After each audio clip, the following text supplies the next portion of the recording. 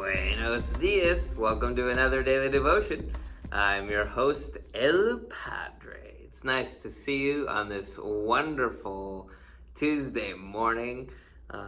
Actually, right now I'm recording this on Monday and it's dark and rainy outside. I'd much rather it be Tuesday where it's bright and sunny. Today, we're going to be in Romans 11, verses 1 through 24. Hopefully you have read it already. And we are going to go ahead and we're going to jump in, and we're hopefully we're going to work our way through this, and it won't take hopefully 30 minutes. So let's just jump right on in and see what the Lord has for us today. So it says this. Actually, if we can back up a teeny weeny bit, the last 3 chapters, so all of 9 and all of 10, they kind of are all along the exact same thought process. And in all reality, most of the book of Romans goes from one thought and it builds on all of the next thoughts. And so this is assuming you read the first 10 chapters, so that you know what he's talking about. He says, I ask then, has God rejected his people? Who are his people? His people are, in this particular instance, the Jews. He's referring to his people being the Jews. And he says, absolutely not, for I too am an Israelite, a descendant of Abraham from the tribe of Benjamin. This is really interesting. I was just thinking about who are some other kind of important people that are also from the tribe of Benjamin. Well, first off, King Saul was from the tribe of Benjamin. Who else was from the tribe of Benjamin? I think,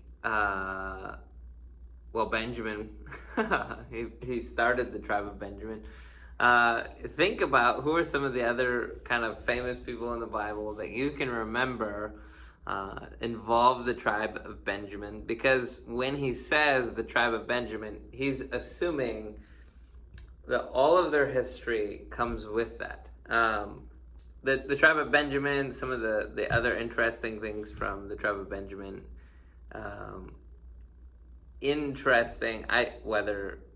I don't know if you remember this at all, but there was a time when the tribe committed this egregious sin. And so because of that, they ended up having to go to war with everybody went to war with them. And so there's this story where they have this whole debacle trying to find husbands for the wives of the daughters of Benjamin. But anyway, if we can keep going.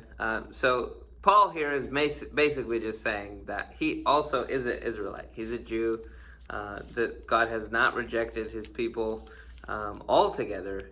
He's just rejected certain ones. And that we're going to find more out about that here in a second. He says, God has not rejected his people whom he foreknew. Oftentimes the word foreknew is in reference, not in the right way, but people will use this in reference to predestination.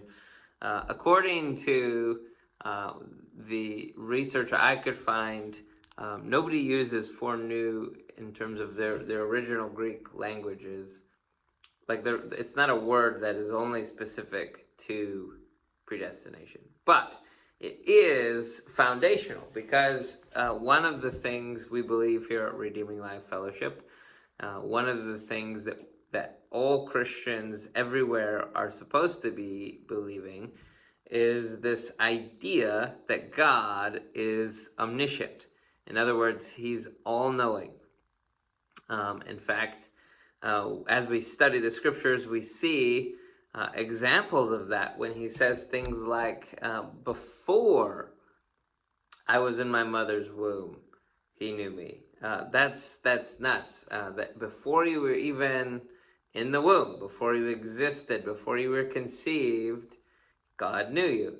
And so like this is what this is talking about, that God knows all things at all times. And so before you were ever, like, before the plan was even in motion for you to exist, God knew that there would be a plan in motion, and he knew who you would be. He knew everything about you.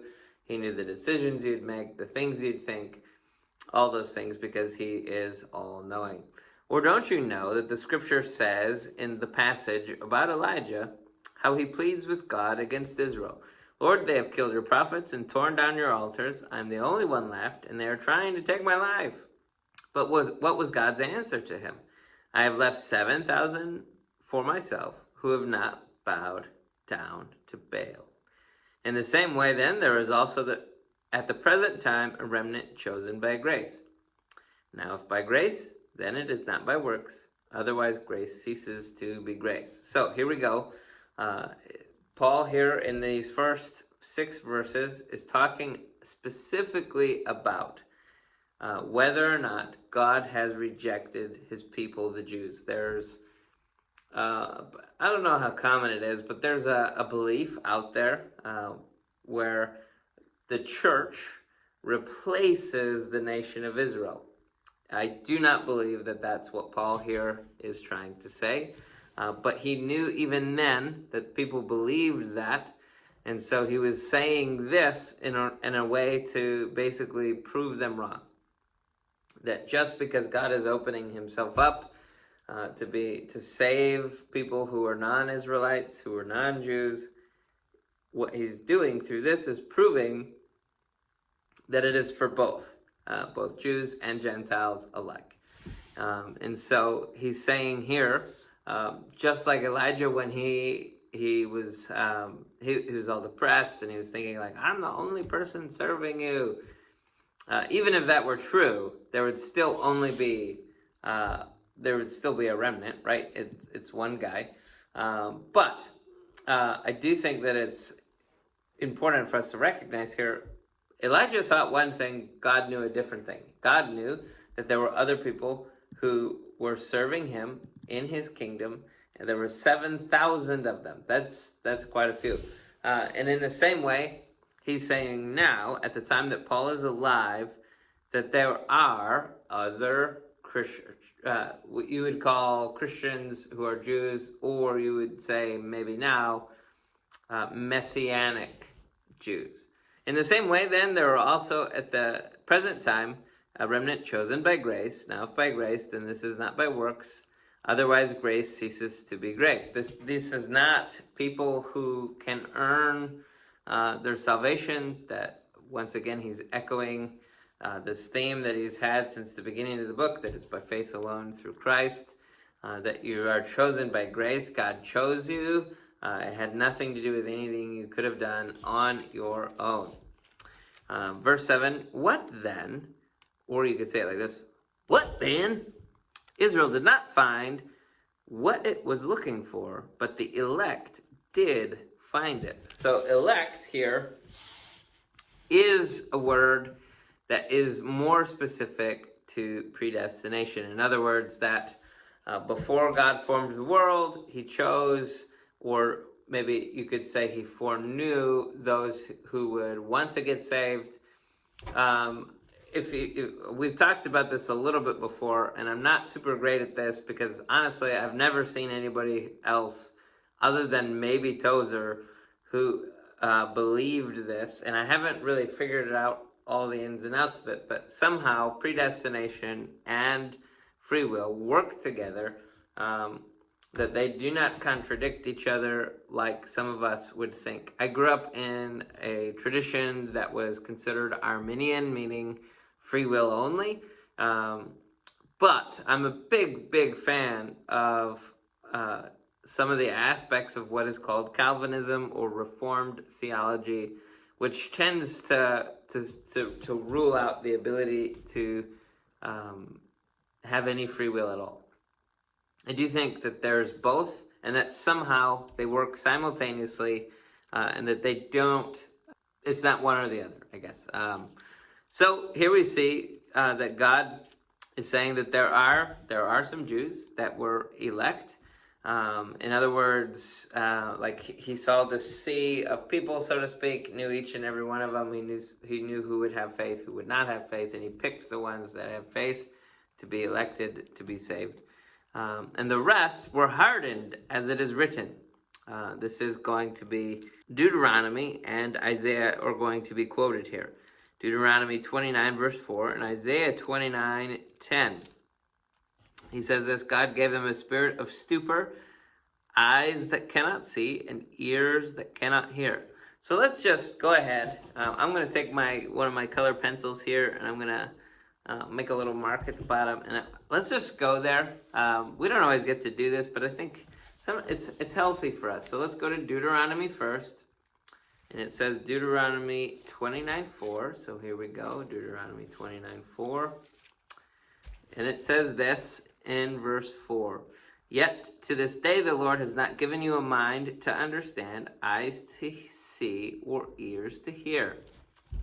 So just a real quick comment, because I'm going to underline this, but while I'm doing it, I wanted to tell you, do you know like some people who use a bunch of verses and they just like string different verses together? There are some people who get really upset with that because they think there's no context, or that they use it wrong because they're not using it with the verses that they were originally written with. Here's the thing: you can do that and be accurate, but only if the original meaning is what you meant it as you were stringing these verses together, if that makes sense. So here we go. Yet to this day the Lord has not given you a mind to understand, eyes to see, or ears to hear. So here we go, reading again from Romans. God gave them a spirit of stupor, eyes that cannot see, and ears that cannot hear to this day. So apparently the middle part is what he was talking about. Let's see. Does anybody here on screen, do any of you guys know what stupor means? Have you ever used that word? A state of near unconsciousness or insensibility, drunken stupor. In other words, you're out of your mind. Some of the synonyms that are listed would be daze, state of stupefaction, state of senselessness, state of unconsciousness. So senselessness meaning all your senses are turned off. All right, let's keep going here. We have Isaiah 29:10. So let's turn there. He says, "For the Lord has poured out on you an overwhelming urge to sleep. He has shut your eyes, the prophets, and covered your heads, the seers." I think that's really interesting because when he says the stupor, right? Like that's what he's talking about. This overwhelming urge to sleep. He has shut your eyes and uncovered your heads. All right, so let's keep going. And David says this, and this is Psalm 69, 22 through 23. "Let their table become a snare and a trap, a pitfall and a retribution to them. Let their eyes be darkened so that they cannot see, and their backs be bent continually." In other words, from like even back then, before Jesus existed, before the Messiah, not before he existed, sorry, before Jesus was incarnate would be a better way of saying it, because that's what I meant it the first time. That before Jesus was incarnate, both David, Isaiah, and Moses wrote.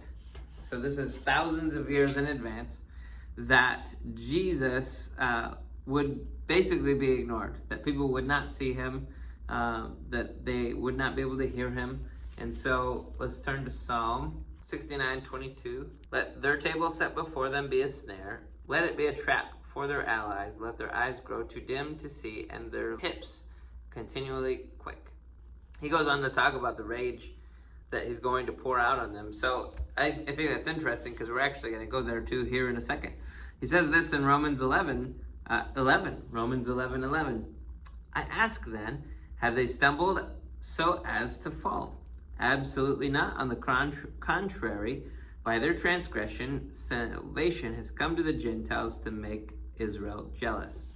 In other words, because not all of the Jews have been saved, the opportunity for the Gentiles to get saved is going to come into play. And now these Gentiles are then going to show the Jews how glorious it is to serve Jesus, and it's going to make the Jews want, or the Israelis want, what the Gentiles have.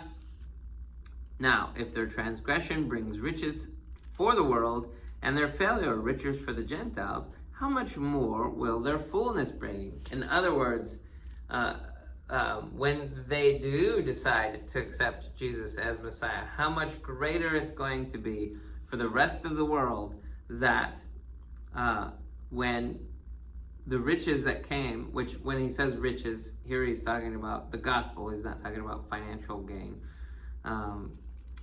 And so he says, now if their transgression brings riches to the world and their failure riches for the Gentiles, how much more will their fullness bring? In other words, we're all going to be super duper blessed because of the gospel when the Jews choose to follow Jesus. Now, we're quickly running out of time.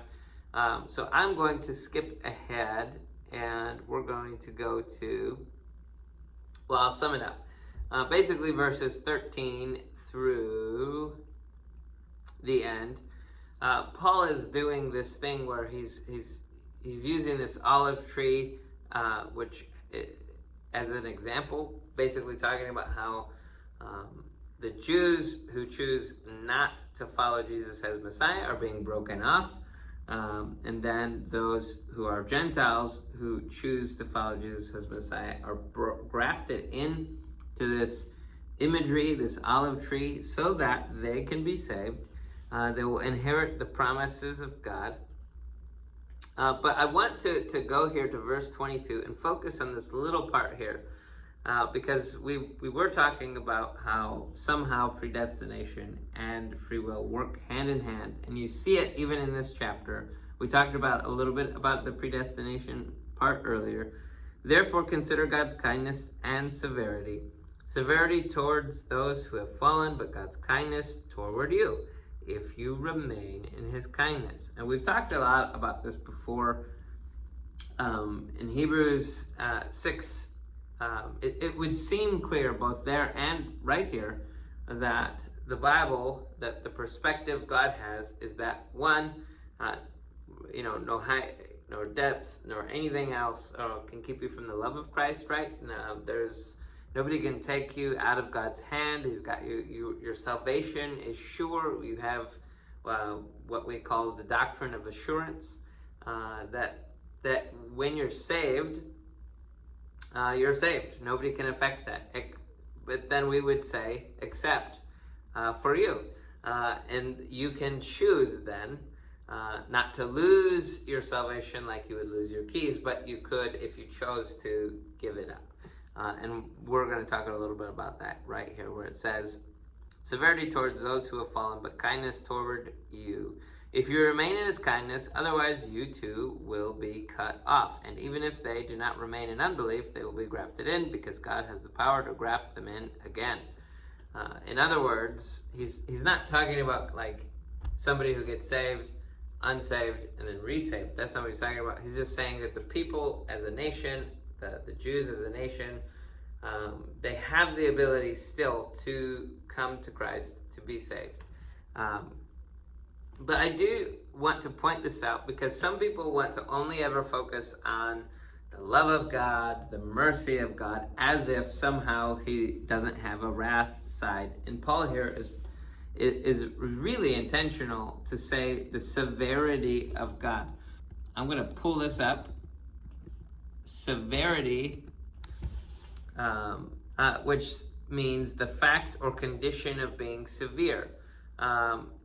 Sometimes you could say the seriousness, the gravity. What we mean by this is that like there's a harsh side and a kind side to God. That they both function in the same way earlier, right? Like we said, predestination and free will, somehow they work together. We see the same thing here with his kindness and his severity. And he says that if you remain in him. Remember when we were going through the book of John, where Pastor Dan, he loves this concept of abiding in Jesus. I don't know if you remember the service where we sang the song by the house fires, where it talks about abiding. I love that song. But he's saying, even if they do not remain in unbelief, they will be grafted in. But if you remain in his kindness, you have to remain in his kindness. You have to choose to remain in his kindness. And then he goes on, verse 24, if you were cut off from your native wild olive tree and against nature were grafted into the cultivated olive tree, how much more will these, the natural branches, be grafted into their own olive tree? In other words, he's saying those who choose to accept the Messiah will eventually be grafted in. In other words, he's talking about like the people of God, the family of God that are born out of faith alone in Jesus.